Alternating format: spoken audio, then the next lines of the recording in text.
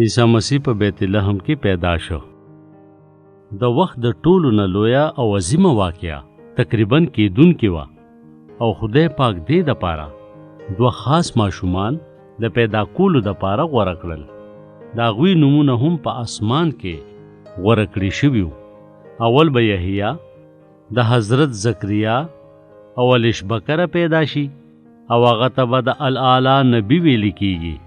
بیا به د پیغلې بیبي مریم نه عیسی پیدا شي او هغه به د الاعلی زوی بلل کېږي. د عیسی د پیدا کېدو نه مخکې بیبي مریم خپلې نږدې خپلوانې الشبکره د هغې سره د ملاوېدو دپاره لاړه.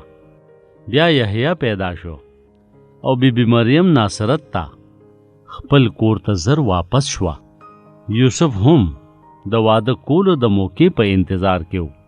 خو کله چې بیبي مریم هغه ته وویل چې هغه به یو ماشوم ولري نو په دې یوسف ډېر خفه شو. هغه سوچ کولو چې بیبي مریم هغه سره وفاداره نه ده. نو بیا بیبي مریم هغه ته د هغه فرښتې په باره کې وویل.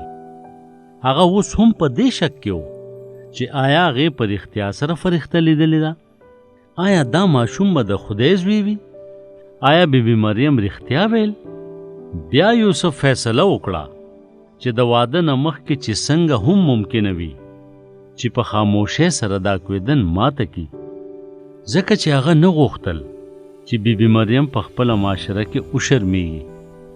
خو خدای پاک ته د هغه د سوچ پته وه.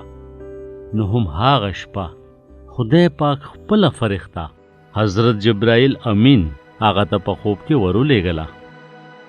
فرښتې هغه ته وویل چې مه خفه کېږه، ځکه چې د بیبي مریم امیدواري د خدای پاک د روح القدس په قدرت ده.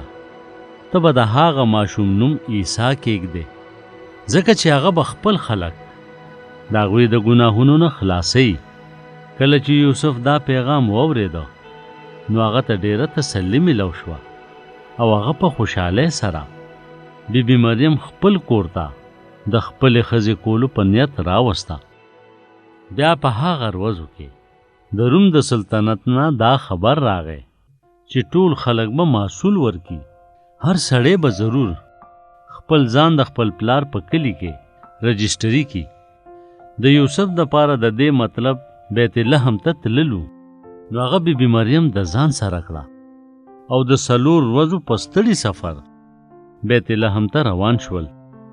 بیبي مریم ته د نرم کټ ضرورت و، خو افسوس چې سرای د مخکې نه ډکه وه. نو په دې وجه هغوی په غوجل کې ایسار شول.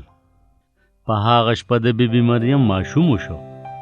یوسف او بیبي مریم د دې ماشوم په پیدا کېدو یو بل ته په خوشحالۍ وکتل.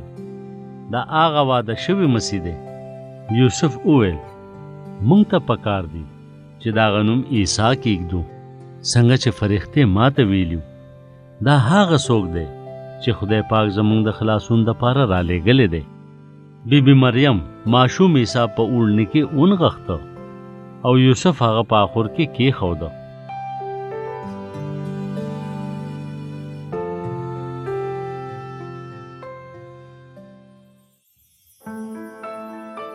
ګرانو ماشومانو، تاسو خو دا کیسه واورېده، خو زه به اوس د دې کیسې په باره کې ستاسو نه یو څو تپوسونه کوم.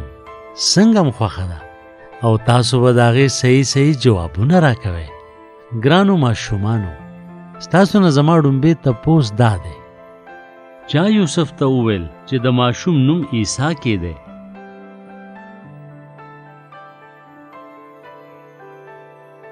ستاسو نه زما دویم تپوس دا دی: په کوم ښار کې عیسی پیدا شو؟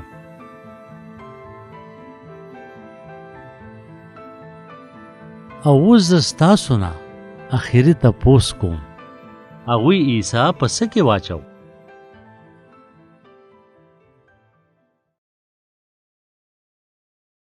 ګرانو اورېدونکو، یقیناً چې دا کیسه به ستاسو خوښه شوې وي. همدغه شان نورو کیسو اورېدلو دپاره تاسو ضرور زموږ چینل سبسکرایب کړئ. او که تاسو دا کیسې بغیر د انټرنیټ نه اورېدل غواړئ یا موږ سره رابطه کول غواړئ نو د پلی سټور نه زموږ د کیسو ایپ ډاونلوډ کړئ